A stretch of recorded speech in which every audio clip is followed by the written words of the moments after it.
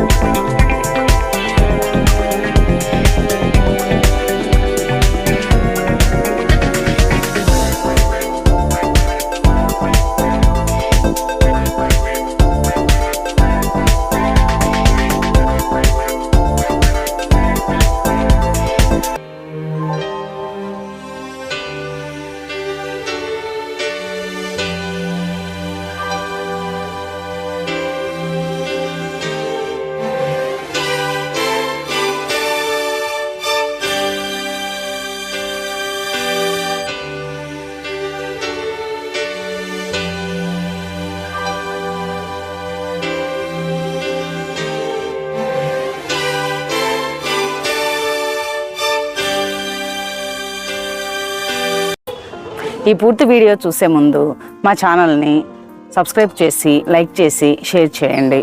మా ఛానల్ అభివృద్ధికి సహాయపడండి.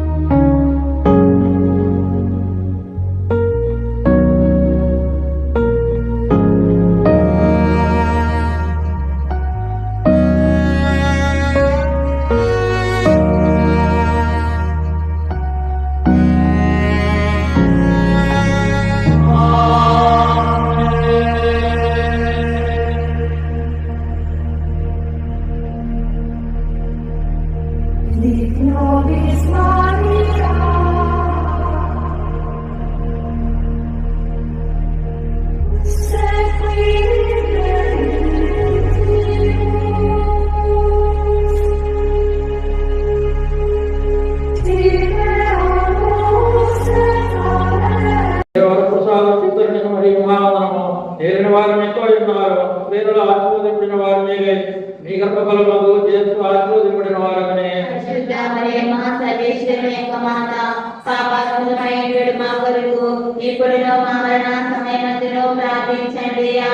పితా పుత్ర పవిత్రాత్మకు మహిమ కలుగును గాక.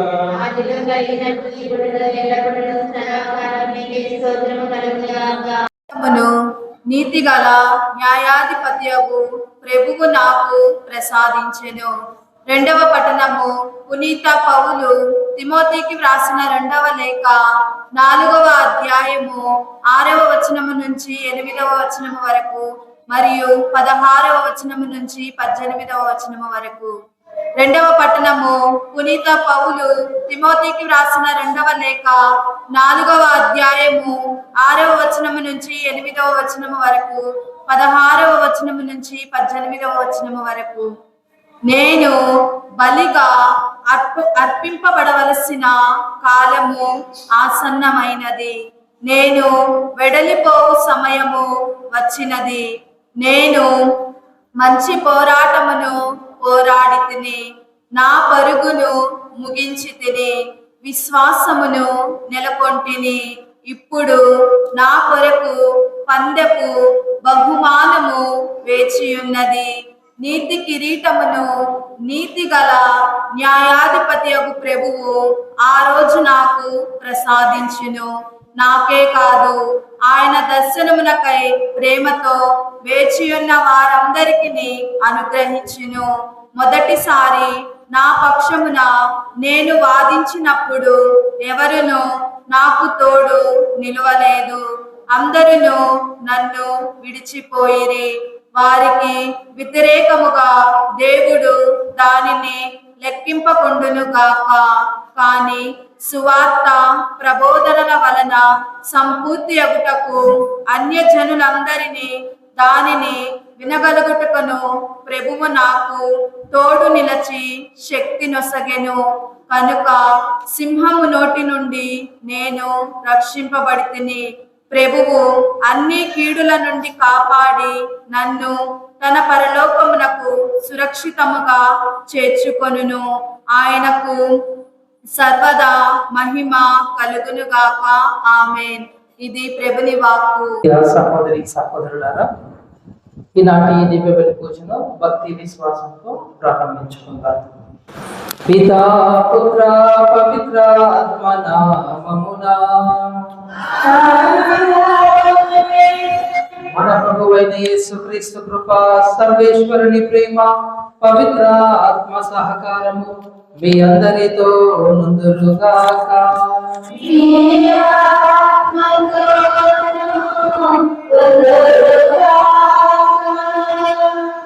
సామాన్య కాలంలోని 30వ ఆదివారంలోనికి ప్రవేశించి ఉన్న ప్రియులారా, మరి ఈనాటి దివ్య గ్రంథ పఠనాలు మనకు సెలవిస్తున్నవి. తగ్గింపుతనముతో చేసే ప్రార్థనలో గొప్ప శక్తి ఉన్నది అని మన ప్రభువైన యేసుక్రీస్తు వారు చెబుతూ ఉన్నారు. అదేవిధంగా వినయముతో న్యాయముతో చేసే ప్రతి ప్రార్థనను కూడా దేవుడు తప్పక ఆలకిస్తాడు అని ఈనాటి మొదటి పఠనము కూడా చెబుతూ ఉంది ప్రియులారా. మరి మన ప్రార్థనలు తగ్గింపుతనము వినయము ఉన్నదా లేదా అని ఒకసారి ఆత్మ పరిశీలన చేసుకోవాలి. మరి మన ప్రార్థనలో వినయము తగ్గింపుతనము లేకపోతే ప్రియులారా, ఈ దివ్య బలి పూజలో ప్రత్యేకంగా దేవుణ్ణి అడిగి వేడుకుందాం. మత్తయి శుభవార్త 5వ అధ్యాయము 3వ వచనము ఈ విధంగా సెలవిస్తుంది. దీనాత్ములు ధన్యులు, దైవరాజ్యము వారిది అని వాక్యం సెలవిస్తుంది. కాబట్టి ప్రియులారా, దీనతతో వినమ్రతతో వినయముతో ప్రభుని చెంతకు వచ్చి వారి ప్రార్థనన్నింటినీ కూడా ఆలకిస్తాము అని మన ప్రభువు చెబుతూ ఉన్నారు. 34వ కీర్తన 4వ అధ్యాయంలో ఈ విధంగా వాక్యం సెలవిస్తుంది. దావీదు మహారాజు ఈ విధంగా చెబుతున్నాడు, నేను ప్రభువును ఆశ్రయింపగా ఆయన నా మొర వినెను, నా భయమెల్లా తొలగించెను అని భక్తుడైన దావీదు చెబుతూ ఉన్నాడు. ప్రియులారా, మరి ఇంకా మనము దేవునికి దూరంగా ఉన్నట్లయితే, మన పాపము ద్వారా దేవునికి దూరం అవుతూ ఉన్నట్లయితే, ఈరోజు దేవుని చెంతకు వినయము కలిగిన మనస్సుతో తగ్గింపుతనంతో వచ్చి ప్రభువా నన్ను నా కుటుంబాన్ని ఆశీర్వదించు అని ఈ దివ్య బలి పూజలో అడిగి వేడుకుందాం. సహోదరి సహోదరులారా, పవిత్రములైన ఈ పరమ రహస్యములను కొనియాడ యోగ్యులమగుటకు మన పాపములను ఒప్పుకుందాము. సర్వశక్తి గల సర్వేశ్వరుడు మనకు దయ చూపి మన పాపములను మన్నించి మనలను నిత్య జీవితమునకు చేర్చుదురుగాక. ప్రభువా దయ చూపుము, క్రీస్తువా దయ చూపుము, ప్రభువా దయ చూపుము. ప్రార్థించుదాము. సర్వశక్తి గల నిత్య సర్వేశ్వర, విశ్వాసము, నమ్మిక, ప్రేమ అను నీ పుణ్యములను మా యందు అధికము చేయుము. తద్వారా నీవు ఆదేశించు వారిని మేము ప్రేమించినట్లును, నీవు వాగ్దానము చేసిన వారిని వరముగా పొందినట్లు కృప చూపుము. నీతోనూ పవిత్రాత్మతోనూ కలిసి యుగ యుగములు జీవించుచు పాలించు మా ప్రభువు నీ కుమారుడైన క్రీస్తు ద్వారా ఈ మనవి చేయుచున్నాము. మొదటి పఠనము. దీనిని వేడుకోలు మేఘమండలమును దాటిపోవును. చీరాపుత్రుడైన యేసు జ్ఞాన గ్రంథము 35వ అధ్యాయము 12వ వచనం నుండి 14వ వరకు మరియు 16వ వచనం నుండి 18వ వచనం వరకు. దేవునికి లంచం ఇచ్చిన ఆయన అంగీకరింపడు. అన్యాయంగా అర్పించిన దానిని ప్రభువుకు అర్పింపకము. ఆయన న్యాయవంతుడు, పక్షపాతి వాడు కాడు. ఆయన పేదలకు అన్యాయం చేయడు, బాధితుని మొరను అశ్రద్ధ చేయడు, అనాథ ప్రార్థనను అనాధారము చేయడు, వితంతువు వేడుకోలు పెడచెవిన పెట్టడు. హృదయపూర్వకముగా తనను సేవించు వారిని ప్రభువు అంగీకరించును. అతని ప్రార్థనలు ఆకాశమునకు ఎక్కిపోవను. దీనిని వేడుకోలు మేఘ మండలమును దాటిపోవను. మహోన్నతుని సమక్షమున చేరిక అని అది ఆగదు. ప్రభువు జోక్యము చేసుకుని దీనాత్మునికి న్యాయము దయచేసి దుష్టుని శిక్షించు వరకు అతనిని వదలదు. ఇది ప్రభువు వాక్కు.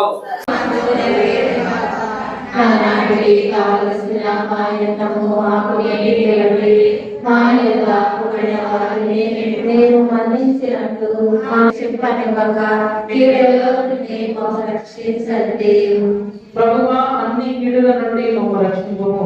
మా ఈ రోజులలో మాకు శాంతిని ప్రసాదింపుము. నీ దయానుగ్రహము వలన పాపము నుండి మమ్ము విముక్తులను చేసి అన్ని కలతల నుండి మేము మోక్షానందమును మా రక్షకుడైన యేసుక్రీస్తు ఆగమమును నిరీక్షించుచుందము.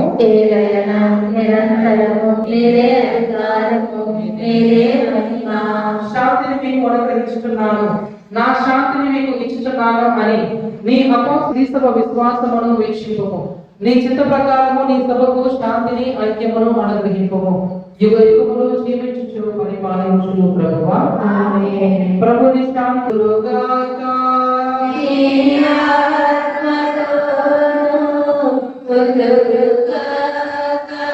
ప్రభు సమాధానములు సర్వేశ్వరుని గొర్రె పిల్ల, లోకము యొక్క పాపములను పరిహరించిన వారా మాకు దయ చూపండి.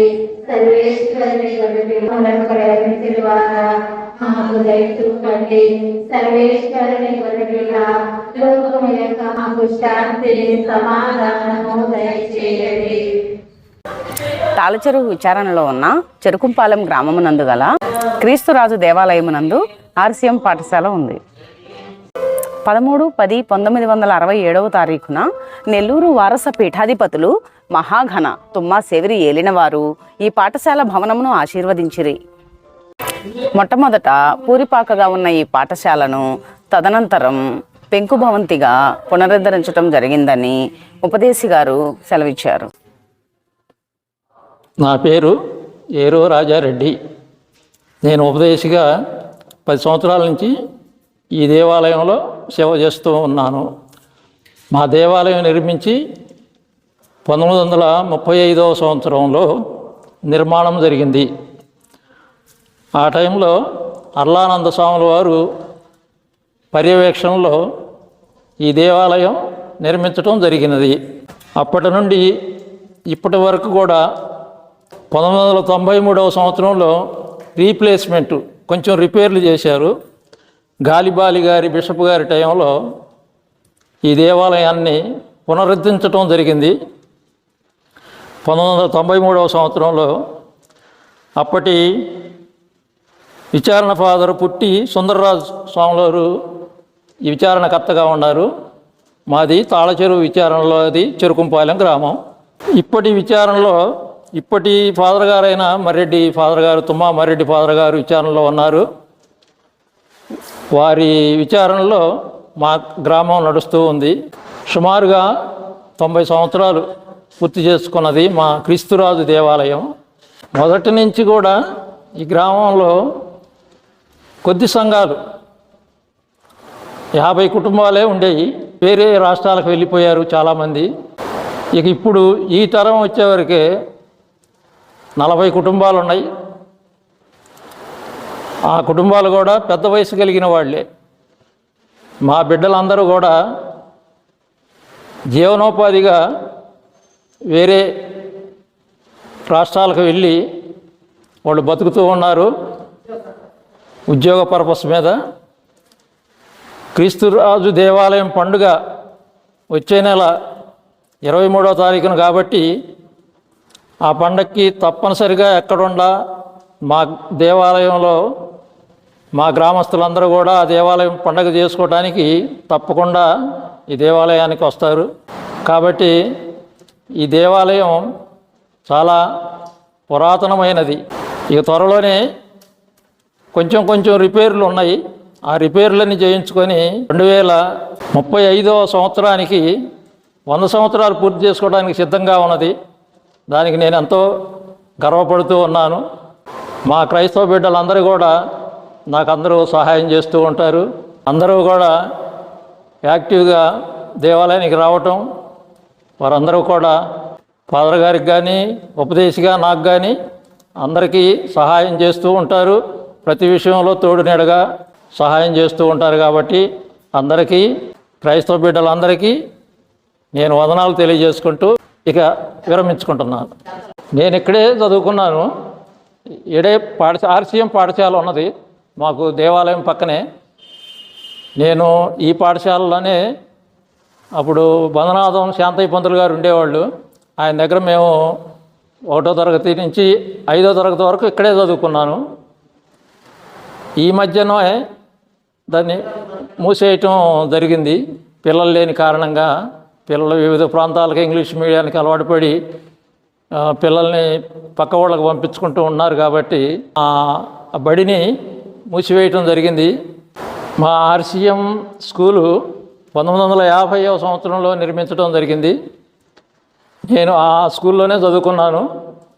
1వ తరగతి నుంచి 5వ తరగతి వరకు ఇక్కడ అందరూ చాలామంది మా ఈ స్కూల్లో చదువుకున్న వాళ్ళందరూ పెద్ద పెద్ద జాబుల్లో ఉన్నారు, పెద్ద ఉద్యోగాలు చేస్తూ ఉన్నారు. దీన్ని ఆపేయటం ఎప్పుడు జరిగిందంటే 2023వ సంవత్సరంలో దీన్ని ఆపేయటం జరిగింది. పిల్లలు స్కూల్కి రాని కారణంగా ఇంగ్లీష్ మీడియానికి అలవాటు పడి వేరే గ్రామాలకి వెళ్తూ, మొదటగా మా స్కూలు పూరిపాకగా ఉండేది. తర్వాత 10 సంవత్సరాల తర్వాత దాన్ని పెంకు భవంతిగా మార్చుకున్నాం. మా గ్రామంలో ఉన్న చదువుకున్న విద్యార్థులందరూ కూడా ఈ స్కూల్లో చదువుకున్న వాళ్ళే. మొదట ఈ ఒక్కటే స్కూలు ఈ గ్రామంలో ఉన్నది కాబట్టి చాలామంది ఇక్కడ చదువుకున్న వాళ్ళమే. నా పేరు ఫాతిమా మేరీ. మా పిల్లలందరూ ఏడ చదువుకున్న వాళ్ళు. నేను ఇక్కడ అక్షరాభ్యాసం చెవురిల్ టీచర్ గారు అని ఉండేది. ఆమె అందరికి అక్షరాభ్యాసంతో చేశారు. మా పిల్లలు ఈ రోజున అందరూ లెక్చరర్లు, టీచర్లు, ప్రొఫెసర్లు. కొంతమంది అమెరికాలో ఉన్నారు. ఇక్కడ అక్షరాభ్యాసం అయిన వాళ్ళు మొత్తం మంచి స్టేజీలో ఉన్నారు. మా పిల్లలు ఇక్కడనే చదువుకున్నారు 5వ తరగతి. మళ్ళీ 6 నుంచి 10th వాటికి తాళసేరులో మన విచారణలోనే చదువుకున్నారు. నా 2వ కొడుకు ఇక్కడ అక్షరాభ్యాసం చేస్తేనే నాకు బియ్యంలో రాసి టీచర్ గారు ఇస్తేనే నేను రాస్తాను అనడం.